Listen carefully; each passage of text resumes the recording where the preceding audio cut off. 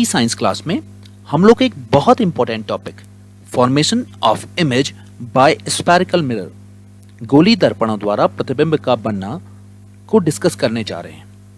ये topic exam के point of view से बहुत इंपॉर्टेंट है, इसलिए इसे कुछ इस प्रकार से डिजाइन किया गया है कि आप लोग इमेज फॉर्मेशन को बहुत इंटरेस्टिंग तरीके से विजुअलाइज करते हुए सीख सकेंगे। आज की इस क्लास में आप लोग इमेज फॉर्मेशन के लिए रे डायग्राम बनाना भी सीखेंगे। आज का ये जो टॉपिक है इसको बहुत क्लियरली समझने के लिए आपको गोली दर्पण द्वारा प्रतिबिंब बनने के सामान्य नियम और प्रतिबिंब आभासी तथा प्रतिबिंब वास्तविक की जानकारी होनी चाहिए। ये दोनों टॉपिक हम पहले ले चुके हैं। जिन बच्चों ने इन्हें अटेंड नहीं किया था वो लोग डिस्क्रिप्शन बॉक्स में दिए गए लिंक पर क्लिक कर इन दोनों टॉपिक्स को अटेंड कर लें। तो स्टार्ट करते हैं आज की क्लास को। हम आ गए अपने उस डार्क रूम में जहां पर हम आपको प्रैक्टिकल कराएंगे और पहले हम जानेंगे आज कॉनकेव मिरर द्वारा इमेज फॉर्मेशन अवतल दर्पण द्वारा प्रतिबिंब के बनने के किरण आरेख को कैसे बनाया जाए। सभी बच्चे अपनी नोटबुक में एक सीधी लाइन कुछ इस प्रकार से ड्रॉ कर लें और ये सीधी लाइन जो है ये बनेगी आपके प्रिंसिपल एक्सिस। अब आपको पता है इस प्रिंसिपल एक्सिस पर 3 पॉइंट होंगे। बच्चे क्या करते हैं, अधिकतर वो अपने मन से बिना दूरी नापे हुए वो पॉइंट्स बना लेते हैं, लेकिन आपने ऐसा नहीं करना है। आपने एक स्केल लेनी है, आपने एक रूलर लेना है और उसकी हेल्प से आपको फिक्स नाप करके पॉइंट्स बनाने हैं। इसमें देखिए जैसे पहले मैं बना रहा हूं यहाँ पे को 0 सेंटीमीटर पर मेरा बन गया एक पहला पॉइंट जो बन गया सेंटर ऑफ कर्वेचर, और फिर मैं बना रहा हूं 4.5 सेंटीमीटर की डिस्टेंस पे आप लोग देखिए बन गया है फोकस, प्रिंसिपल फोकस। फिर नेक्स्ट 4.5 सेंटीमीटर यानी कि वो होगा 9 सेंटीमीटर पे बन गया पोल। तो देखिए बराबर डिस्टेंस है इन तीनों के बीच में। आप भी ऐसा ही करेंगे, लेकिन ऐसा जरूरी नहीं है कि आप 4.5 सेंटीमीटर ही बनाएं इनके बीच की दूरी को, आप इसे कम या फिर ज्यादा भी बना सकते हैं। इसके बाद आप इस रूलर को यहां से हटा दीजिए और एक कंपास की सहायता से यहां पर ड्रॉ कर लीजिए कॉनकेव मिरर को कुछ इस प्रकार से। अब जब आप किरण आरेख बनाएंगे तो वो किरण आरेख बिल्कुल एग्जैक्ट होगा। तो ध्यान दीजिए, कभी भी जब आप किरण आरेख वाला प्रश्न कोई आ रहा है तो आप सबसे पहले बिल्कुल इस प्रकार से, जैसे हमने पहले एक सीधी लाइन ड्रॉ की और उस पर 3 पॉइंट रूलर की सहायता से और उसके बाद इस कॉनकेव मिरर को ड्रॉ करा, ये आपको करना ही होगा, तभी आपका किरण आरेख सही बनेगा। चलिए ये बात तो थी कि हम कैसे तैयार करें अवतल दर्पण को किरण आरेख बनाने के लिए। अब इसके बाद जो हमारा मेन उद्देश्य है वो ये है कि हम इसके सामने जब कहीं ऑब्जेक्ट को रखें तो उसकी हमें एक इमेज मिले और उस इमेज का हम बनाएं एक रे डायग्राम। तो इसके लिए हमें पता होना चाहिए कि इस कॉनकेव मिरर के सामने वो कौन कौन सी पोजीशंस हो सकती हैं जहां पर किसी ऑब्जेक्ट को रखा जाए। हम कहेंगे कि ऑब्जेक्ट की स्थितियां वो कौन कौन सी हो सकती हैं। तो देखिए ये जो प्रिंसिपल एक्सिस है, इस प्रिंसिपल एक्सिस से इधर की ओर को मैंने कुछ ड्रॉ नहीं किया हुआ है। अगर कोई ऑब्जेक्ट इस प्रिंसिपल एक्सिस से इधर हो तो वो कहलाता है अनंत पर। देखिए अनंत, ध्यान दीजिए आप, यहां मैंने ऑब्जेक्ट को एक एरो की सहायता से दिखाया है, आप भी ऑब्जेक्ट को एक एरो की सहायता से ही दिखाएंगे। और ये कहां पर है, देखिए प्रिंसिपल एक्सिस यहां तक है ना, कि प्रिंसिपल एक्सिस से पहले है कहीं, तो ये कहलाती है अनंत। तो हम कहेंगे कि ऑब्जेक्ट की जो स्थिति नंबर 1 हो सकती है अवतल दर्पण के लिए वो बन सकती है अनंत पर। दूसरी देखिए, अब हम ऑब्जेक्ट को थोड़ा सा आगे ले आए तो ये कहां बन गई, सी के परे, बियॉन्ड सी। थर्ड पोजीशन क्या हो सकती है, वो होगी सी पर, देखिए एट सी। फोर्थ क्या होगी, सोचिए अब आप, बिल्कुल सही आंसर क्या आपने, वो हो सकती है कहीं सी और एफ के बीच में, तो हम कहेंगे वो देखिए यहां पर है between C and F. Fifth position क्या हो सकती है, वो होगी एफ पर, एट एफ प्रिंसिपल फोकस पर। और जो लास्ट पोजीशन बनेगी सिक्स पोजीशन क्या होगी हमारी, वो होगी बिटवीन एफ एंड पी, देखिए यहां पर। तो कॉनकेव मिरर पर जब हमें इमेज फॉर्मेशन के लिए रे डायग्राम बनाना हो तो हमें यह पता होना चाहिए कि ऑब्जेक्ट की पोजीशन इन जो 6 स्थितियां, जो 6 ये पोजीशंस दिया आपने, 6 पोजीशंस जो हैं, इनमें से कहां पर को ऑब्जेक्ट रखा है। अगर आपको ये सब पता हो तो आपको ये पता लग सकता है कि इमेज की पोजीशन क्या होगी। देखिए, जब भी आप रे डायग्राम बनाएंगे ना तो आपको पहले ऑब्जेक्ट की स्थिति पता होगी, उसके बाद आपको पता चलेगा कि इमेज की पोजीशन क्या होगी। फिर उसके बाद आपको इमेज के बारे में एक चीज और जानकारी मिलेगी, वो मिलेगी कि इमेज की साइज क्या होगी, वो छोटी होगी या फिर बड़ी होगी। और जो तीसरी मिलेगी ऑब्जेक्ट की स्थिति से, वो होगी इमेज का नेचर, प्रतिबिंब की प्रकृति। अभी नेचर में आपको पता करना होगा कि वो इमेज रियल है या फिर वर्चुअल है, वो वास्तविक है या फिर आभासी है, वो सीधी है। सीधी का अर्थ ये है, देखिए, ये प्रिंसिपल एक्सिस से ऊपर को अगर कोई इमेज बन रही है, ऐसी तीर ऊपर को बन रहा है, तो ये सीधी इमेज कहलाएगी। और एक इमेज बन सकती है उल्टी, अगर वो नीचे को कहीं को बन गई तो वो कहलाएगी उल्टी। तो ऑब्जेक्ट की स्थिति पर डिपेंड करती है किसी भी इमेज की पोजीशन, साइज या फिर नेचर। तो किरण आरेख बनाने में हमें इन सब बातों का ध्यान रखना होगा। चलिए स्टार्ट करते हैं हम पहली पोजीशन से, जो कि है एट इंफिनिटी। अनंत पर हम किसी बिंब को रखकर देखते हैं कि उसका किरण आरेख किस प्रकार से तैयार होगा। अब हम इस अवतल दर्पण के प्रिंसिपल एक्सिस, आपको पता है ना अनंत दूरी कहां पर होगी? बिल्कुल सही आंसर किया आपने। इस प्रिंसिपल एक्सिस से कहीं आगे देखिए, ये है वो अनंत दूरी पर रखा हुआ कोई ऑब्जेक्ट। अब आप याद कीजिए, इमेज फॉर्मेशन के जो रूल्स आपने पढ़े हैं उसमें रूल नंबर 1 के अकॉर्डिंगली क्या होता है? जब प्रकाश की किरणें प्रिंसिपल एक्सिस के समानांतर आए, देखिए प्रिंसिपल एक्सिस के समानांतर आ रही है ना प्रकाश की किरणें, तो क्या होती हैं? रूल नंबर 1 के अकॉर्डिंगली वो कन्वर्ज हो जाती हैं, वो अभिसरित हो जाती हैं उसके मुख्य फोकस पर। देखिए इस प्रकार से, देखिए कन्वर्ज हो रही है, अभिसरित हो रही है ना, अभिसरित। ध्यान दीजिए, अब यहां पर कोई अभिसरित होकर यहां पर कोई इंटरसेक्ट कर रही है प्रिंसिपल फोकस पर। तो अगर कोई ऑब्जेक्ट इंफिनिटी पे रखा हो और उससे प्रकाश की किरणें समानांतर आए प्रिंसिपल एक्सिस के, तब वो मिलती हैं प्रिंसिपल फोकस पर। ये प्रकाश की किरणें जिस बिंदु पर मिल रही हैं, जहां पर इंटरसेक्ट कर रही हैं, देखिए यहां पर ये प्रिंसिपल फोकस पर कर रही है ना। अब देखिए आपको मिल गई यहां पर को एक इमेज, ये किस बिंदु पर मिली? तो हमें ऑब्जेक्ट से पता चल गया कि प्रतिबिंब की स्थिति कहां पर मिल रही। देखिए ध्यान दीजिए, प्रतिबिंब कहां पर मिल रहा है आपको? हम कह सकते हैं ये मिला हमें प्रिंसिपल फोकस पर। तो पहली बात पोजीशन नंबर 1 से आपको क्लियर हो गई कि अगर ऑब्जेक्ट इंफिनिटी पे हो, अनंत पे हो, तो इसकी इमेज कहां पर मिलेगी आपको? हमेशा उसके प्रिंसिपल फोकस पर। अब बताइए इसकी साइज कैसे दिख रही है आपको? इस इमेज की साइज इस ऑब्जेक्ट से बड़ी दिख रही है, छोटी दिख रही है? सही आंसर है आपका कि इमेज की साइज है आपकी अत्यधिक छोटी। इसे कहते हैं हम हाईली डिमिनिश्ड। तो जब ऑब्जेक्ट अनंत पर रखा हो तो इमेज की साइज बनेगी अत्यधिक छोटी। ये इमेज आपको क्या लगती है, ये वास्तविक होगी या आभासी होगी? बिल्कुल, कुछ बच्चों का आंसर सही है, ये इमेज होगी वास्तविक। क्यों? ये रियल इमेज क्यों है? क्योंकि हमने पढ़ा है कि जब प्रकाश की किरणें किसी दर्पण पर आपतित हों और परावर्तन के बाद वो किसी बिंदु पर वास्तविक रूप से मिलें, तो वो प्रतिबिंब कहलाता है वास्तविक प्रतिबिंब। तो यहां पर इमेज का नेचर क्या हो जाएगा? नेचर हम कह सकते हैं वास्तविक, रियल और इन्वर्टेड, उल्टा।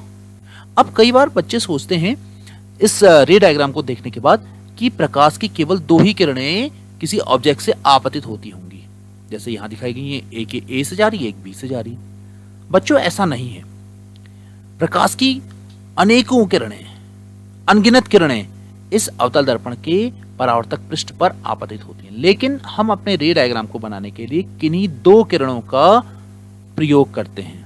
यहां पर हमने ये 2 किरणें ली जो हम मान के चल रहे हैं कि वो प्रिंसिपल एक्सिस के समानांतर होंगे। अब हम बढ़ते हैं अपनी पोजीशन नंबर 2 की ओर। देखिए पोजीशन नंबर 2 को हम थोड़ा सा इंटरेस्टिंग बना लेते हैं आपके लिए। यहां ध्यान दीजिए, ये हमारा अवतल दर्पण और ये इसके प्रिंसिपल एक्सिस और ये इसके centre of curvature, principal focus और पोल। अब ध्यान दीजिए, देखिए मैंने अपनी हेल्प के लिए एक बच्चे को बुला लिया, इसका नाम है कृष्णा। ध्यान दीजिए, बच्चा चलते हुए आ रहा है और ये कहां आके रुका? देखिए ये रुका है सी के परे, बियॉन्ड सी। ये देखिए यहां पर रुक गया ना, तो ये पोजीशन है इसकी सी के परे, और ये कृष्णा रुक गया है सी के परे। अब की बार ऑब्जेक्ट हमारा ये बच्चा है। अब ध्यान दीजिए आप लोग, एक ट्रिक है आपकी, जो रे डायग्राम है बहुत आसानी से आप लोग बिना किसी गलती के बना सकेंगे।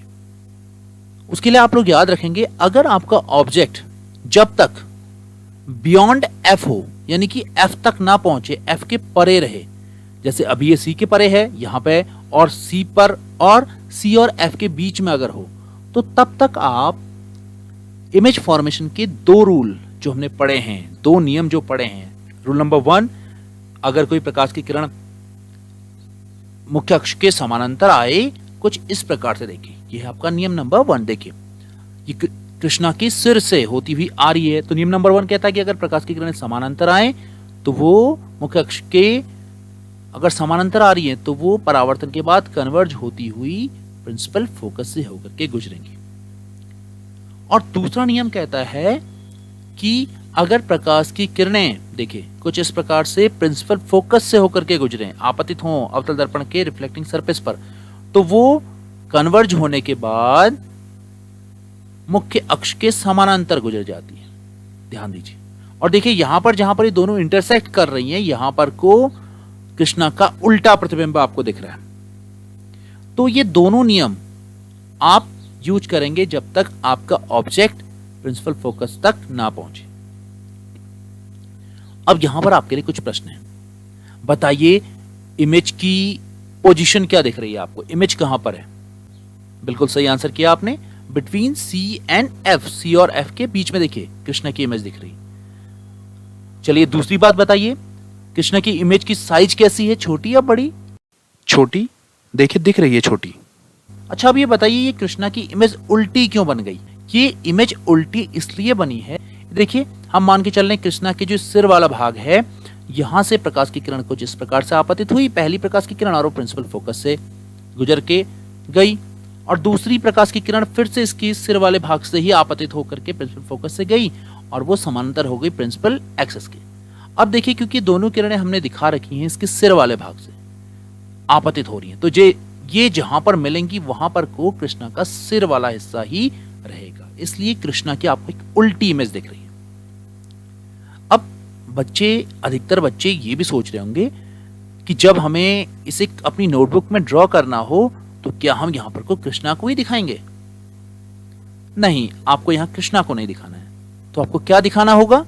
आपको इस पोजीशन नंबर 2 को कुछ इस प्रकार से दिखाना होगा। ये देखिए ध्यान दीजिए, कृष्णा की जगह पर हमने एक एरो लिया है, और देखिए एरो का ये हिस्सा ए और बी दिखाया गया है, और यहां से जब प्रकाश की किरणें समानांतर आ रही हैं तो आपतित होने के बाद परावर्तित हुई और प्रिंसिपल फोकस से गुजर गई, और प्रिंसिपल फोकस से आने वाली प्रकाश की किरण समानांतर होगी। तो यहां पर को देखिए जो कृष्णा की उल्टी इमेज मिल रही थी आपको, यहां पर को एरो आपको उल्टा दिखाई दे रहा, और इसका नाम हमने रख दिया ए डैश और बी डैश।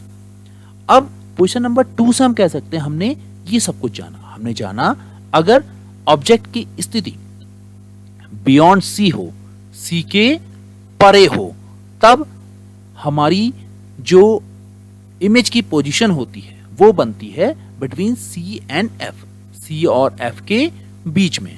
अगली बात जो हमने जानी वो जानी इमेज की साइज। अगर ऑब्जेक्ट सी के परे है तो इमेज की साइज छोटी होगी। और अंतिम बात जो हमने जानी, अगर ऑब्जेक्ट सी के परे है तो इमेज का नेचर, देखिए अभी भी बताइए ये वास्तविक है या आभासी? सही आंसर है आपका वास्तविक। इमेज का नेचर बनेगा रियल, और अभी भी ये कैसा है? उल्टा, इन्वर्टेड। तो ये हमने सीखा पोजीशन नंबर 2 से। चलिए अब पढ़ते हैं पोजीशन नंबर 3 की ओर। देखिए कृष्णा को बुला लेते हैं, और अब बताइए कृष्णा कहां आके रुक रहा है?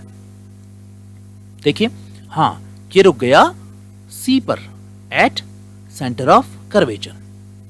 तो आपको नियम याद है, रूल नंबर 1 क्या होगा? प्रकाश की किरण समानांतर आपतित हुई, देखिए कृष्णा के सिर से, सिर वाले भाग से, और वो कन्वर्ज हो जाएंगी प्रिंसिपल फोकस से, होकर के गुजर गई, अभिसरित हो गई।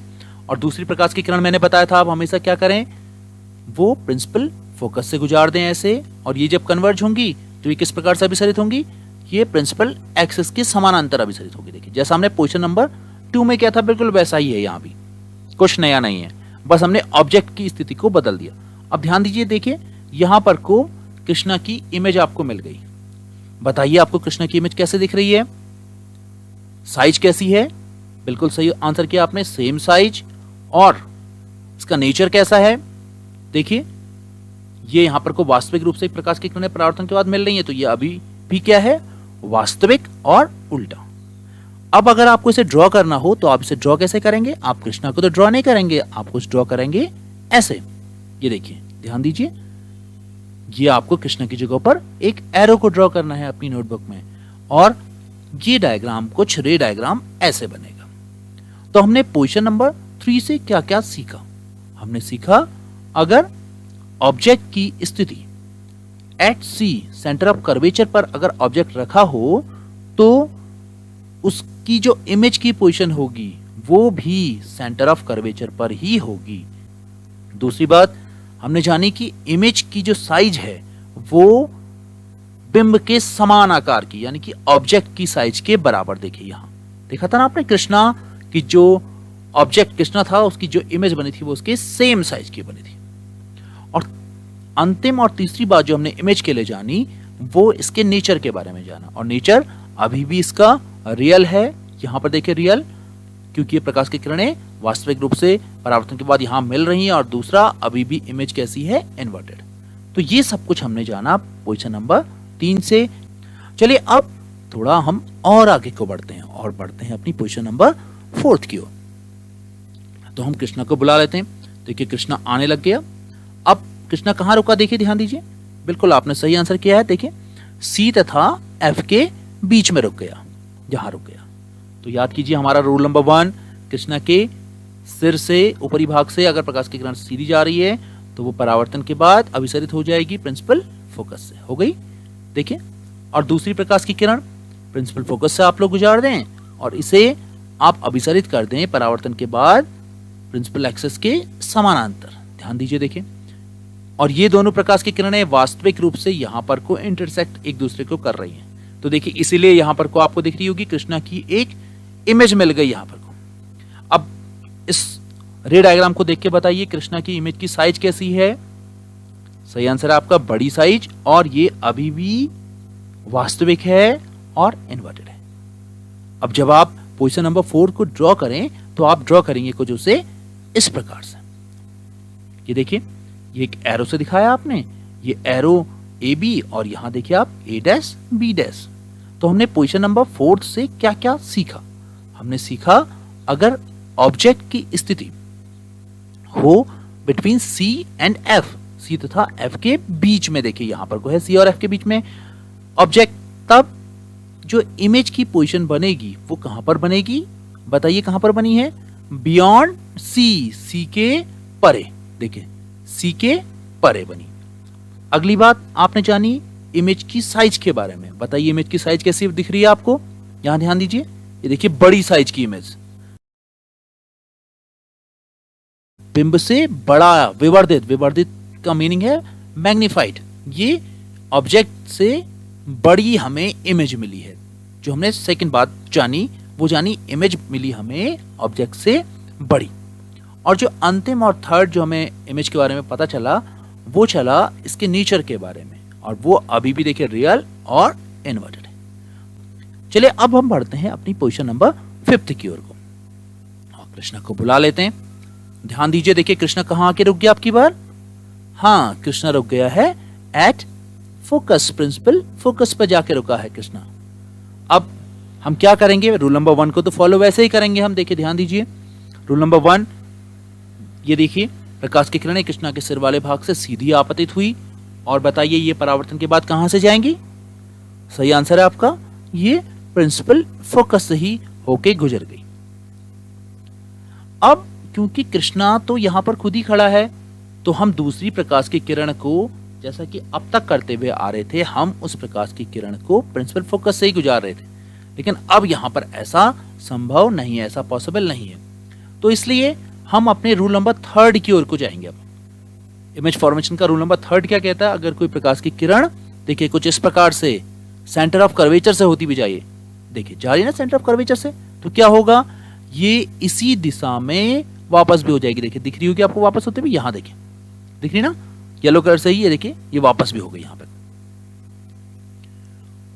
अब ध्यान दीजिए इस रे डायग्राम में, क्या आपको लग रहा है कि ये दोनों प्रकाश की किरणें कहीं मिलती हुई दिख रही हैं आपको? यहां अगर हम इनको ऐसे आगे को बढ़ा दें तो ये अनंत दूरी तक कुछ इस प्रकार से ही बढ़ती चली जाती है।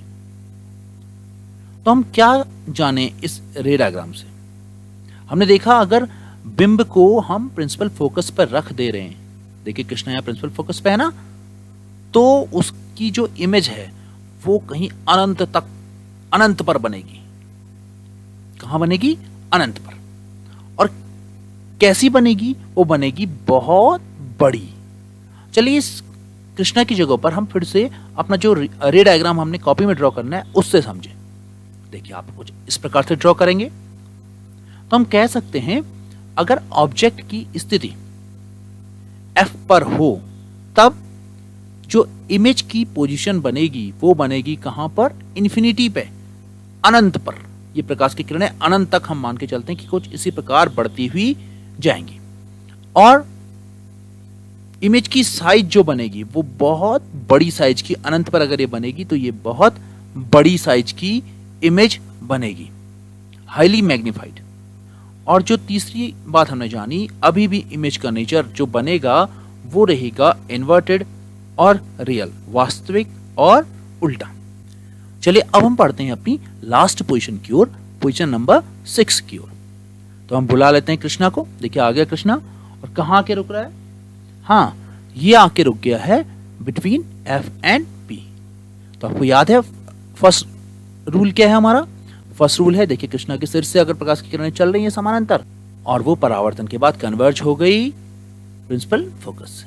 अब क्योंकि अभी भी प्रकाश की किरण जब कन्वर्ज हो रही है प्रिंसिपल फोकस से, तो हम जो दूसरी प्रकाश की किरण को आपतित करेंगे उसको हम आपतित करते हैं बिल्कुल पोजीशन नंबर 5 की ओर को, देखिए की तरह ही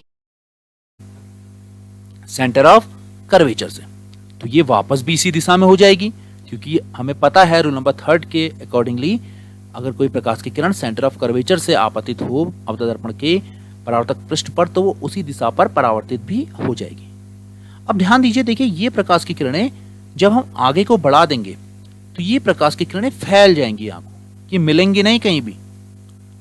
लेकिन अगर हम ये जो प्रकाश की किरणें आगे को इस प्रकार से परावर्तित हो रही थी, अगर हम इन्हें एक डॉटेड लाइन की सहायता से पीछे को मिला दे तो देखिए यहां कहीं मिल रही हैं, ये मिलती हुई हमें प्रतीत हो रही हैं, वास्तविक रूप से मिलती नहीं है, ये हमें मिलती हुई प्रतीत होती हैं। तो और यहां पर एक इमेज आपको मिलेगी। देखिए अब याद कीजिए ये कौन सी इमेज होगी? यहां पर देखिए प्रकाश की किरणें वास्तव में मिल नहीं रही हैं, ये हमें आभास हो रहा है।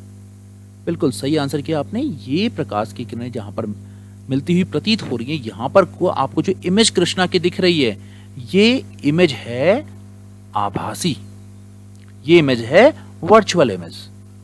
और कैसी है? देखिए इमेज इस ऑब्जेक्ट से बड़ी दिख रही है आपको, बड़ी, और अब हो गई है ये सीधी। तो कृष्णा की इमेज आपको यहां दिख रही है सीधी इमेज। अगर हम इसका डायग्राम जो रे डायग्राम ड्रॉ करें तो उससे हम और कुछ क्लियर होते हैं।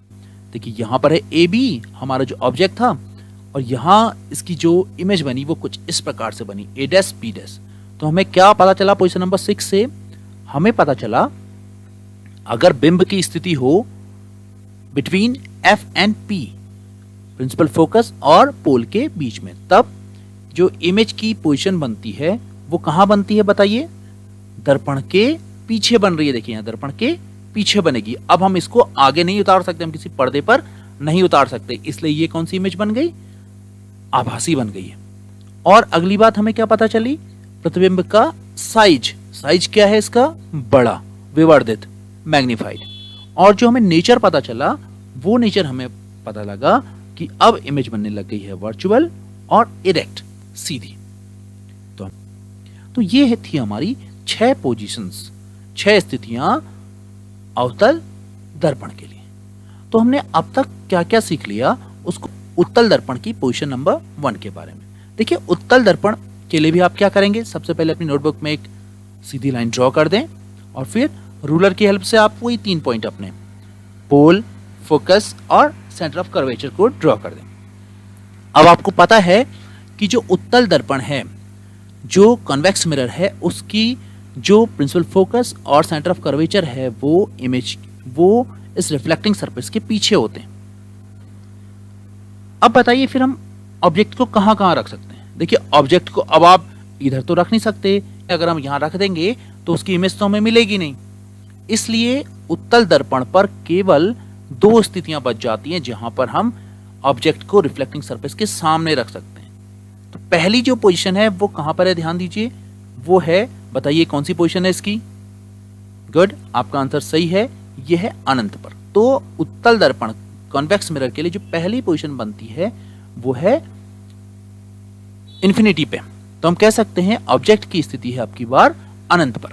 बताइए क्या होगा, आपने पढ़ा है रूल्स में, इमेज फॉर्मेशन के रूल्स में आपने जाना है कि अगर कोई प्रकाश की किरणें उत्तल दर्पण के मुख्य अक्ष के समानांतर आए तो वो क्या हो जाती हैं, डाइवर्ज हो जाती है। देखिए, कुछ इस प्रकार से पीछे को डाइवर्ज, अपसरित हो गई है, अपसरण हो गया यहां पर।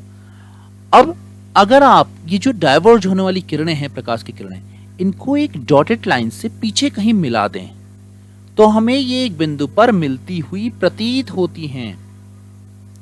और ये जिस बिंदु पर मिलती हुई प्रतीत होती हैं वहां पर को आपको एक इमेज मिलेगी। देखिए, इमेज मिल रही है और ये इमेज कैसी मिलेगी आपको, सीधी इमेज। ये इमेज कैसी है, सीधी इमेज बनी है। तो हमें क्या क्या पता चला, पोजीशन नंबर 1 कॉन्वेक्स मिरर के लिए हमें पता चला अगर ऑब्जेक्ट की स्थिति अनंत पर हो तो प्रतिबिंब की स्थिति कहां पर होगी, एफ पर, प्रिंसिपल फोकस पर होगी। दूसरी बात हमें जो इमेज के बारे में पता चली वो चली इमेज की साइज कैसी है, देखिए बहुत छोटी, हाईली डिमिनिश्ड। और जो अंतिम बात हमें पता चली प्रतिबिंब की प्रकृति के बारे में, इस रे डायग्राम से हमें पता चला कि अब प्रतिबिंब उत्तल दर्पण की पोजीशन नंबर 1 में है वर्चुअल और इरेक्ट, आभासी तथा सीधा प्रतिबिंब। तो ये है पोजीशन नंबर 1 उत्तल दर्पण के लिए। चलिए अब हम पढ़ते हैं इसकी पोजीशन नंबर 2 के लिए। तो ये है उत्तल दर्पण। हम फिर से अपनी हेल्प के लिए बुला लेते हैं कृष्णा को। देखिए, कृष्णा चलता हुआ आ गया प्रिंसिपल एक्सिस पर और कहां जाके रुका ये देखिए पोल और अनंत के बीच में। तो हम क्या कह सकते हैं, हमारी जो ऑब्जेक्ट की स्थिति है अब की बार कहां है, बिटवीन इंफिनिटी एंड पोल, अनंत और पोल के बीच में। अब ध्यान दीजिए, रूल नंबर 1 क्या कहता है, कृष्णा से अगर कोई प्रकाश की किरण समांतर चलेगी प्रिंसिपल एक्सिस के तो वो क्या हो जाएगी, डाइवर्ज हो जाएगी। देखिए, कुछ इस प्रकार से डाइवर्ज होगी। और अगर कोई प्रकाश की किरण दूसरी प्रकाश की किरण को देखिए आप कहां से गुजर रही है, ये कुछ इस प्रकार से आपतित हो रही है। और ध्यान दीजिए, अगर मैं इन दोनों प्रकाश की किरणों को पीछे को बढ़ा देता हूं तो जो पहली किरण डाइवर्ज हुई थी समानांतर आने के बाद वो तो प्रिंसिपल फोकस से होकर के गुजरती है, जबकि जो दूसरी किरण हमने आपतित की थी वो इस सेंटर ऑफ कर्वेचर से होकर के गुजरती है, ऐसा हमें आभास होता है। और आपको पता है अगर कोई प्रकाश की किरण सेंटर ऑफ कर्वेचर से गुजरेगी तो वो इसी दिशा में वापस भी हो जाएगी।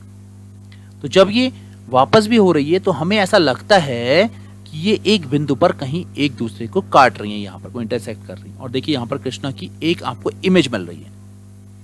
ये इमेज कैसी है, सीधी है।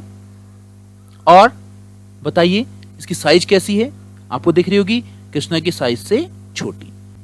अब पोजीशन नंबर 2 के लिए अगर हम रे डायग्राम ड्रॉ करें तो वो हमें कुछ मिलेगा इस प्रकार का। यहां ध्यान दीजिए, ये यहां पर था कृष्णा जिसको हमने एक एरो से दिखा दिया है ए बी, और यहां पर भी कृष्णा की इमेज थी जिसको भी हमने अब इस एरो से दिखा दिया। तो पोजीशन नंबर 2 उत्तल दर्पण के लिए हम क्या क्या जाने, हमें पता चला कि अगर ऑब्जेक्ट की स्थिति, ऑब्जेक्ट की पोजीशन हो बिटवीन इंफिनिटी एंड पी, अनंत तथा पी के बीच में, तब जो इमेज की स्थिति होगी, देखिए कहां पर बन रही है इमेज, ये बन रही है प्रिंसिपल फोकस और पोल के बीच में, तो हम कह सकते हैं प्रिंसिपल फोकस तथा पी के बीच में। और इमेज की साइज कैसी बन रही है, ध्यान दीजिए, इमेज यहां पर को इस ऑब्जेक्ट से छोटी बन रही है, इमेज की साइज है छोटी। तो चौथी बात हमें जो पता चली इमेज के लिए, इमेज का नेचर। बताइए इमेज का नेचर कैसा है, वर्चुअल एंड इरेक्ट। ये वर्चुअल क्यों है, क्योंकि प्रकाश की किरणें हमने अगर दर्पण के पीछे को कहीं मिला दी तो हमें ऐसा लगा कि ये कहीं एक जगह पर मिल रही हैं, इसलिए ये बन गया वर्चुअल इमेज, और ये है सीधी इमेज। तो हमें ये पता चला पोजीशन नंबर 2 से।